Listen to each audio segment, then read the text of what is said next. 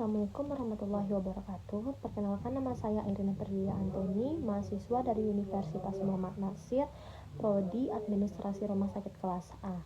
Pada kesempatan ini saya akan menjelaskan tentang sejarah, perkembangan, dan nilai perjuangan Yarsi Sumbar sebagai salah satu lembaga Islam dalam dunia pendidikan dan dakwah di Sumatera Barat.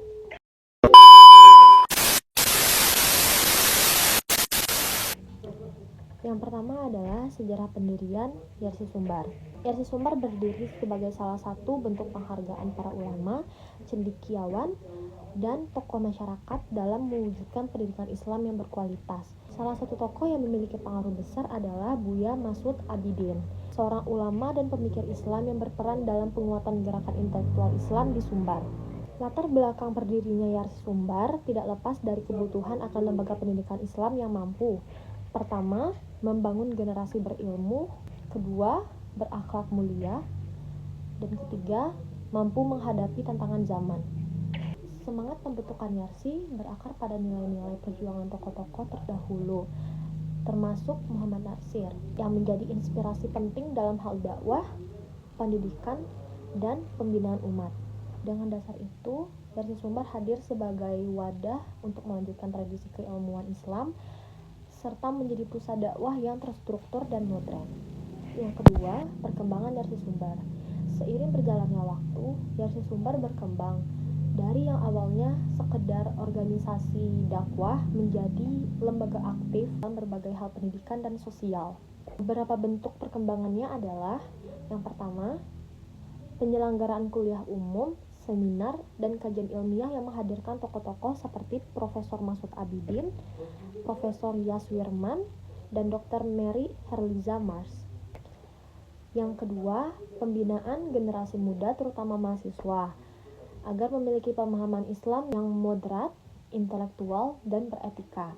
Yang ketiga, kerjasama dengan berbagai intelektual pendidikan termasuk Universitas Muhammad Nasir sebagai langkah untuk memperkuat jaringan pendidikan Islam di Sumbar. Yang keempat adalah pengembangan konsep pelayanan kesehatan Islami seperti yang dijelaskan oleh Dr. Mary Herliza pada waktu itu, yaitu bagaimana layanan kesehatan dapat berjalan sesuai nilai syariah, berpusat pada kemanusiaan, dan tetap relevan di era globalisasi. Perkembangan ini menunjukkan bahwa Yarsi Sumbar tidak hanya fokus pada dakwah, tetapi juga pada penguatan kualitas sumber daya manusia dalam berbagai hal dan dalam berbagai bidang. Yang ketiga adalah nilai perjuangan Yarsi Sumbar. Yarsi Sumbar berdiri di atas nilai-nilai perjuangan yang menjadi pondasi dalam setiap aktivitasnya. Nilai-nilai tersebut meliputi: yang pertama adalah dakwah bilhal, dakwah melalui tindakan, bukan hanya kata-kata. Konsep ini menekankan bahwa seorang muslim harus menunjukkan akhlak, integritas, dan kontribusi nyata kepada masyarakat. Yang kedua adalah keilmuan dan intelektualitas. Yarsi menekankan pentingnya pendidikan Islam yang sistematis, modern, dan juga ilmiah. Tujuannya adalah agar melahirkan generasi muda yang berwawasan luas tetapi tetap berpegang pada prinsip Islam.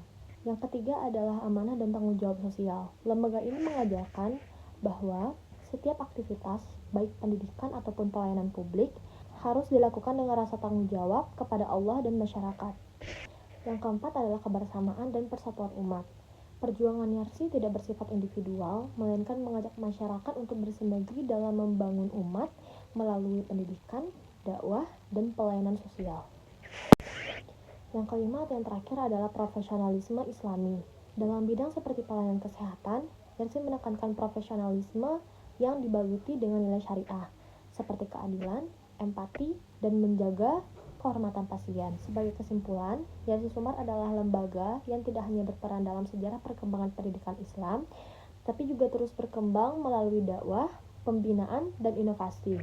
Nilai-nilai perjuangannya menjadi fondasi untuk membentuk generasi muslim yang cerdas, berakhlak, dan siap menghadapi tantangan global. Sekian penjelasan singkat dari saya. Saya minta maaf apabila ada salah kata atau informasi yang kurang. Wassalamualaikum warahmatullahi wabarakatuh.